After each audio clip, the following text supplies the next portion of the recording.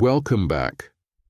So far in this short series, I've talked about two important questions. When is the right time to retire? What will you do with your time? Now let's move on to what are probably the biggest questions of all and maybe the ones that keep most people up at night. Let's start with the obvious one, money. Because yes, money matters. We've all heard the rule of thumb figures: 25x your annual spending, 4% safe withdrawal rates, pensions, ISAs, state pension top-ups, passive income. It's easy to get caught up in the numbers, and don't get me wrong, the maths is important.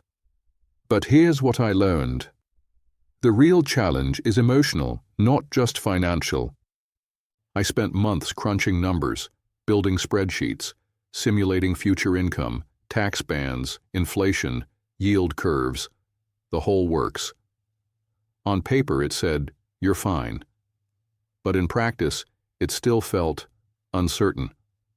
That's because when you've worked for decades and always had a salary, shifting to living off your assets, even if they're solid, can feel incredibly uncomfortable. Suddenly, you're the one in charge of the income, budget, spend, and long-term sustainability. And that's a mindset shift many people underestimate. So here's a few questions not enough people ask. What's your relationship with money? If you've always seen money as security, will you feel anxious drawing it down? If your identity has been tied to your job, how will you feel without it? And what about your social circle? Are your friends still working? Will you feel isolated? For me, part of becoming emotionally ready was recognizing that retirement doesn't mean disappearing. It just means changing the way I contribute and to whom.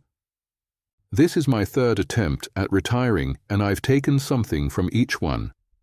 This time, I'm treating it more like a transition than a full stop. I've structured my finances using a bucketing approach: cash, bonds, stocks, so I know what money is for now and what's for later. But more importantly, I'm keeping engaged. I still want to build something, help others, and stay sharp. That gives me both peace of mind and a sense of direction. And honestly, that combination, that's what really makes me feel ready this time. So are you ready? Only you can answer that. But ask yourself, do I have a basic understanding of what I'll spend and where that money will come from? Can I accept a bit of financial uncertainty in exchange for more freedom?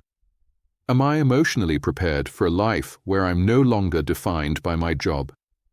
And here's the most important question of all. Am I running away from something? Or moving towards something better? Retirement isn't an ending. It's the start of something new. More time for you and those you love. And like any new start, it deserves some thought, some intention, and a bit of courage. Thanks for joining me on this 3-part journey.